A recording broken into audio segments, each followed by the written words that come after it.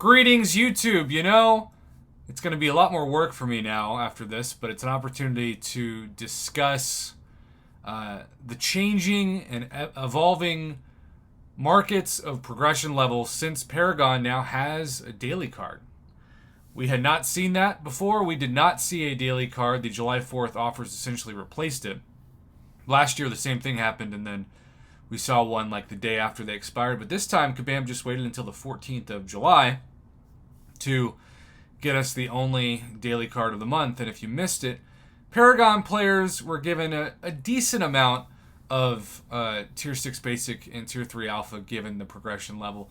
The same amount that Thronebreakers and Wallet Breakers can get for fully exploring the Cavalier event quest this month and maybe just from now on, which I think is a great buff to the rewards and also an incentive to fully explore the Cavalier content.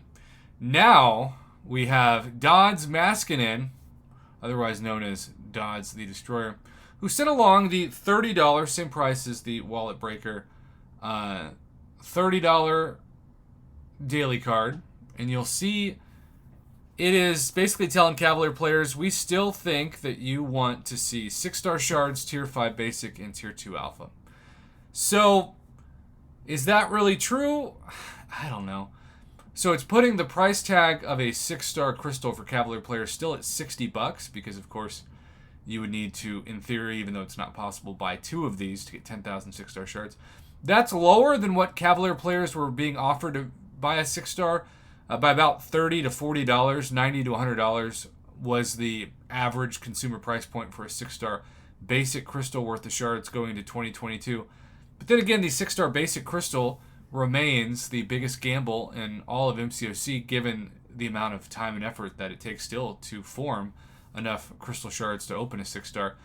It's worth noting that Cavalier players are hopefully hungry to become Thronebreakers, because really the most important thing is the Tier 5 class Catalyst selectors, other than now that Act 6 has been nerfed, just completing it.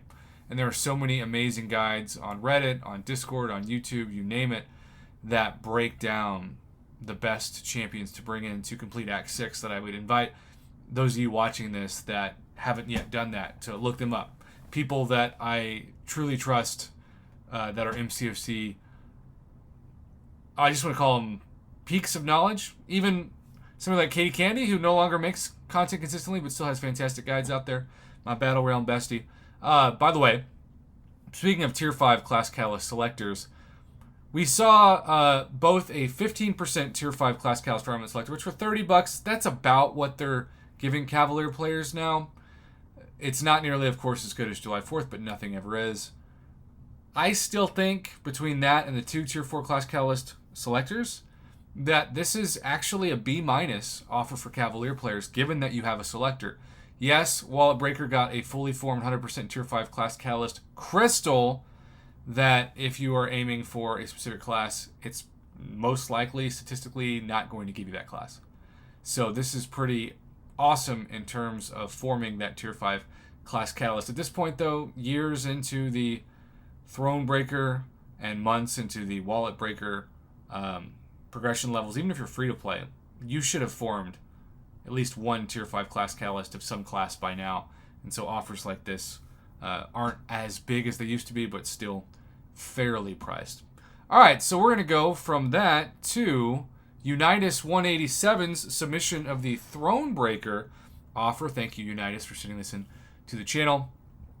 You know, it's basically about half of what Wallet Breakers were given. You all have 9,100 Tier 6 basic Catalyst fragments. We had more than that. We had a total of, I think, over 16,000, but it's a little bit more than half. And then 11,250 were the Tier 3 Alpha signing bonus. You got, again, just over half of that as a signing bonus. The 5 Cavalier Nexus crystals were the exact same amount. I expected that to be the case. And then, you know, it's interesting. What would you rather have? 100% Tier 5 class Catalyst crystal or a 25% Tier 5 class Catalyst fragment selector? You could make an argument for both. Personally, I always think that unless you just are overflowed, like maybe a lot of people are after July 4th with every class having multiple to choose from. If you're targeting one or two specifics, that crystal's most likely going to screw you over.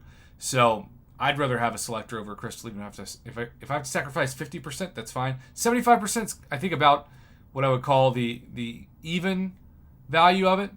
But this is actually the lowest grade I'd give, because for you Thronebreakers that are trying to become wallet breakers, you need 3 rank 4 6 stars, and this isn't going to get you close to even a fully formed tier 3 alpha and tier 6 basic. So I'm going to give this a C-. So I gave the Paragon one a C+. This is C-. I actually think the best value for what players need is the Cavalier. So fascinating stuff. Those are the grades for today.